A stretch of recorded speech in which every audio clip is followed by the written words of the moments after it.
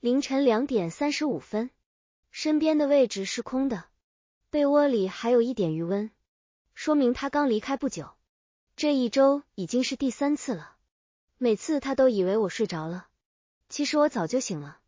我是被那种极其细微的关门声惊醒的，那是金属锁舌缩回锁体时发出的轻响，像是某种秘密被强行塞进盒子里的声音。我没有立刻起身，我在黑暗中睁着眼睛，看着天花板上那一小块由窗帘缝隙透进来的月光，心脏在胸腔里沉闷地跳动，一下2下，像是在敲击一面蒙着后部的鼓。直觉告诉我，我不该出去，我不该去探究那个平日里温文尔雅的丈夫此刻在做什么。有些门一旦打开就再也关不上了，但是那种名为好奇的毒蛇正在咬我的神经，它顺着血管游走，让我的指尖发麻，大脑一片空白，身体却像是不受控制一样掀开了被子，赤脚踩在地板上，凉意顺着脚心钻进来，让我打了个寒战。我像一只猫一样无声地走到玄关，走廊里死一样的寂静，隔音效果很好的入户门此刻仿佛变成了一张薄纸。我听到了外面有动静，不是电梯运行的声音，也不是晚归路人的脚步声，而是一种布料摩擦的窸窣声，很轻很慢，带着一种让人头皮发麻的黏腻感。我屏住呼吸，把眼睛凑到了猫眼上，声控灯亮着，昏黄的光线把楼道切割成一种暧昧不清的色调。我看到了他，我的丈夫周岩，那个在大学里教书，平日里连衬衫扣子都要扣到最上面一颗的男人。此刻他正蹲在地上，背对着我，他的姿势很奇怪，像是一只蛰伏在暗处等待猎物的兽，脊背弓起一个紧绷的弧度，衬衫的后背已经被汗水浸透了一小块。他在看什么？或者是他在干什么？我的视线顺着他的动作移动，那是对门女邻居的家门口。那个女人叫林曼，刚搬来2个月，单身，总是涂着正红色的口红，走路时高跟鞋会发出清脆的响声。每次在电梯里遇到她，都会似笑非笑地看着周岩，那种眼神像是带钩子，能把人的魂魄勾出来。周岩的手里拿着一样东西，因为角度的原因，我一开始没看清，直到他微微侧过身，借着头顶昏暗的灯光，我看清了，那是一团黑色的东西，轻薄透明，像是一层褪下的蛇皮。那是林曼丢在门口垃圾袋里的丝袜。轰的一声，我感觉脑子里有什么东西炸开了，血液瞬间涌上头顶，脸颊滚烫，手脚却冰凉。我看到周岩把那双丝袜凑近了脸庞，动作虔诚的像是在进行某种宗教仪式，他的肩膀在微微颤抖。那一刻我甚至能想象出他脸上的表情，一定是那种极度压抑后的扭曲，混合着痛苦和极乐。我该感到恶心吗？我该冲出去质问他吗？或者直接推开门给他一巴掌？如果是以前的我，一定会这么做。可是此刻，在这深夜的玄关后，我竟然感觉到一种诡异的电流穿过全身，我的膝盖发软，不得不靠在门板上支撑身体。这太疯狂了！我的丈夫，一个受人尊敬的教授，半夜蹲在邻居家门口，闻一双被丢弃的丝袜，这画面充满了背德感。这种背德感像是一把锋利的刀，割开了我们平淡无奇的婚姻生活，露出了里面鲜血淋漓又由于腐烂而散发着甜腥味的内里。他深深地吸了一口气，仿佛要把那布料上残留的陌生女人的气息全部吸进肺腑里。他的手紧紧攥着那团黑色，指节因为用力而泛白，我甚至能感觉到他此刻的窒息感，那种在道德边缘摇摇欲坠的快感，透过这扇厚厚的门板，传递到了我的身上。突然，声控灯灭了，楼道陷入了一片黑暗，我的心猛地提到了嗓子眼，黑暗放大了一切感官。我听到他沉重的呼吸声，在死寂的夜里显得格外清晰。他在黑暗中站了起来，我听到垃圾袋被重新系好的声音，然后是脚步声，很轻，朝着自家门口走来。我慌乱地逃回卧室，钻进被窝，用被子蒙住头，心脏跳得快要从喉咙里蹦出来。几秒钟后，大门被轻轻打开又关上，脚步声靠近了卧室。他在门口停顿了一下，似乎在确认我有没有醒。我努力调整呼吸，假装熟睡。床垫微微下陷，一股带着深夜凉意和淡淡灰尘味道的气息逼近了我。他躺了下来，身体僵硬，我背对着他，能感觉到他身上散发出的热气，那种热度不正常，像是刚刚经历了一场剧烈运动。这一夜我彻底失眠了，脑海里不断回放着猫眼里的画面，那个陌生的周岩，那个充满欲望的周岩，那个让我感到恐惧又莫名兴奋的周岩。第二天早上，阳光照常洒进餐厅，周岩穿着熨烫平整的白衬衫，坐在餐桌前喝咖啡。他的表情平静，眼神清澈，仿佛昨晚那个蹲在黑暗中闻丝袜的男人根本不存在，只是我的一场噩梦。早，他抬头对我微笑，把煎好的鸡蛋推到我面前。早，我声音干涩，不敢看他的眼睛。我低下头切着盘子里的鸡蛋，刀叉划过瓷盘，发出刺耳的声音。我的余光一直在打量他，他的手指修长白皙，指甲修剪得很整齐，就是这双手，昨晚在那团黑色的尼龙织物上流连。我想象着那双手的触感，不仅没有觉得脏，反而有一种说不出的燥热在小腹升腾。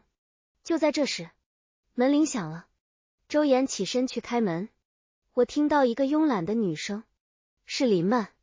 周岩老师，不好意思打扰了，我家的网络好像坏了，能不能麻烦你帮我看一下？我放下刀叉，走到玄关，看到林曼穿着一件丝质的睡裙，外面随意披了一件针织衫，领口开得很低，露出大片雪白的肌肤。她的腿上没有穿丝袜，光洁的小腿在晨光下泛着瓷白的光泽。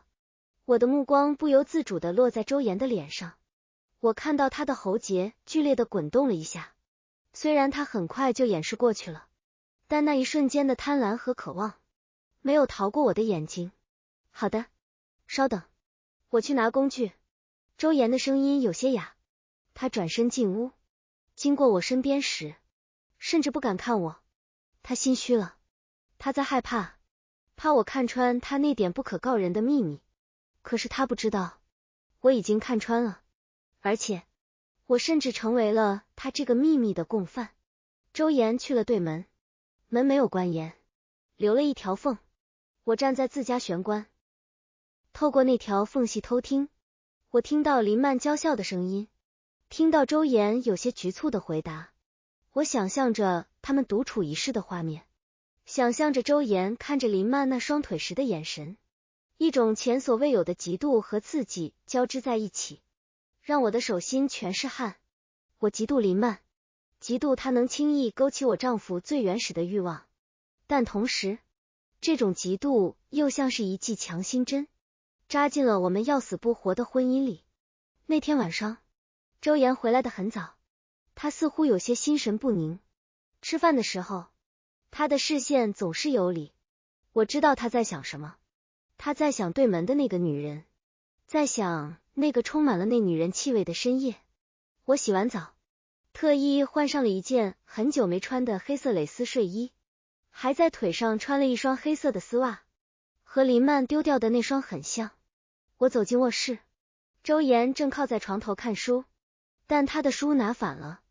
看到我的一瞬间，他的瞳孔猛地收缩了一下，书从手里滑落，掉在被子上。你怎么？他语无伦次。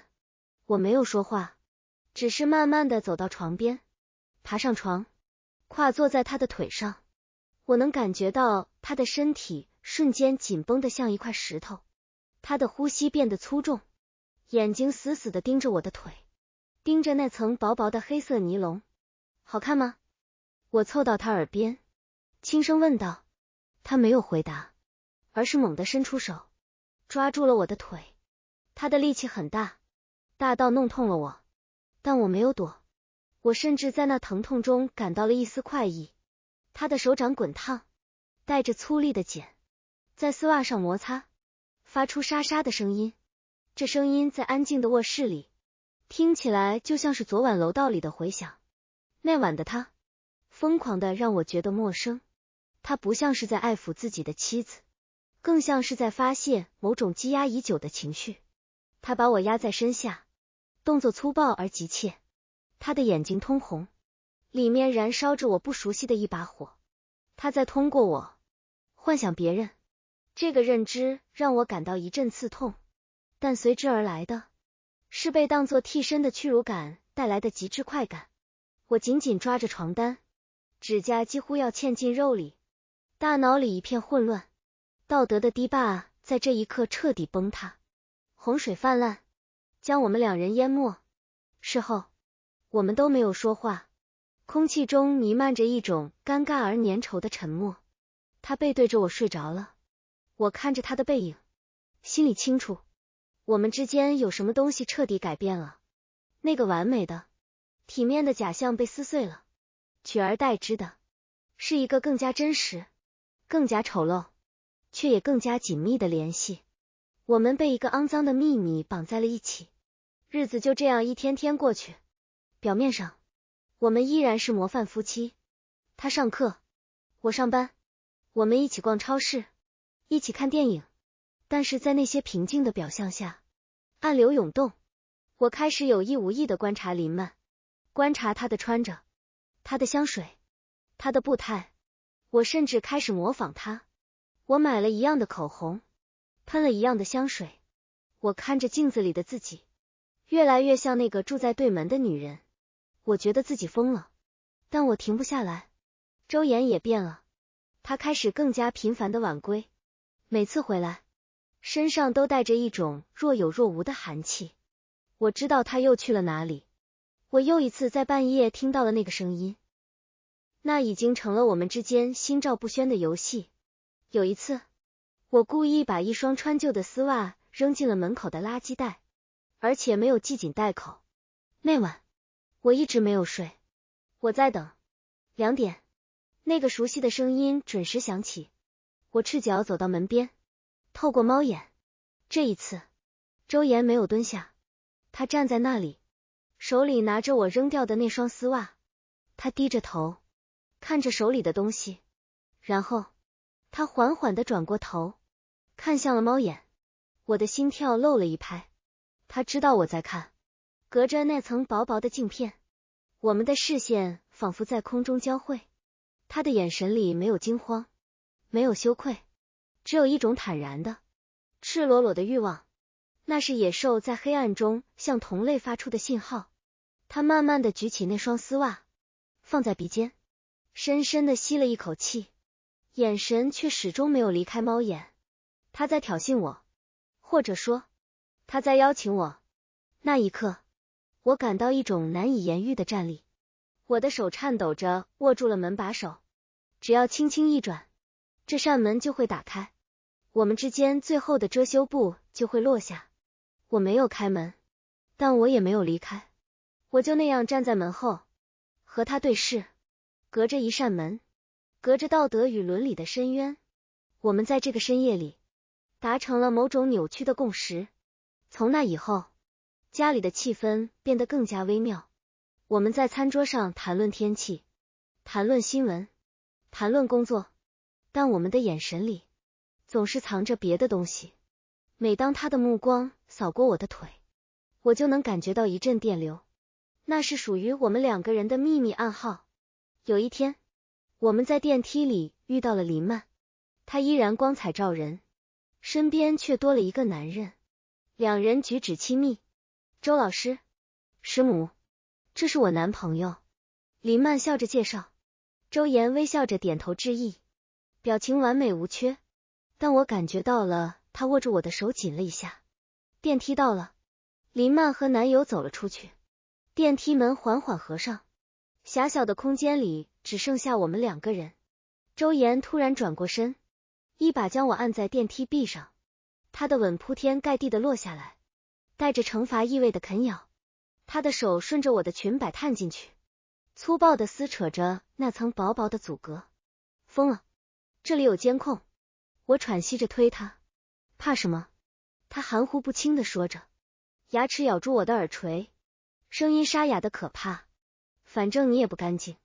这句话像是一道雷，劈开了我的脑海。我不干净。是的，我不干净。因为我纵容了他的堕落，因为我从他的堕落中获得了快感，因为我已经成为了这个变态游戏的一部分。我们都是共犯。电梯到了楼层，叮的一声，门开了。我们整理好衣服，若无其事的走出去，仿佛刚才什么都没有发生。回到家，周岩去洗澡，我坐在沙发上，看着窗外的夜色，城市灯火辉煌，每一盏灯下，也许都藏着不为人知的秘密。每一个看似正常的成年人心里，也许都住着一头渴望冲破牢笼的野兽。我拿起桌上的一本书，那是周岩经常看的，书里夹着一张照片，是偷拍的。照片上只有一双腿，穿着黑色的丝袜，背景是小区的花园。我认得那双腿，那是我的腿。原来，他渴望的不仅仅是林曼，或者说，林曼只是一个引子。一把钥匙打开了他内心深处那扇紧锁的门，而我也在那扇门里，和他一起沉沦。我把照片放回去，合上书，听着浴室里传来的水声，嘴角勾起一抹淡淡的笑意。今晚，他又会去哪里呢？是去楼道，还是留在这里？无论在哪里，我知道，我们再也回不去了。那个纯洁无瑕的世界已经离我们远去，我们正手牵着手，一步步走向那个幽暗、潮湿，却又充满了致命诱惑的深渊。这种感觉，竟然该死的好。我站起身，走到玄关，从鞋柜里拿出一双崭新的丝袜，没有拆封。我把它轻轻放在玄关的柜子上，就在最显眼的位置。这是我给他的礼物，也是我给自己的宣战书。在这场关于欲望和控制的博弈中，没有输赢，只有两个在失控边缘疯狂试探的灵魂，相互纠缠，至死方休。夜深了，风从窗户缝隙吹进来，带着夜晚特有的凉意。我关了灯，走向卧室。在黑暗中，我的眼睛亮得惊人。我期待着那一金属锁舌转动的声音，期待着那扇门后的世界，期待着那个脱下伪装的野兽回到我的身边。毕竟，在这个充满了谎言和伪装的成人世界里，只有在最隐秘的角落，在这见不得光的欲望里，我们才是最真实的自己。这就是我们的婚姻，腐烂却又生机勃勃。晚安。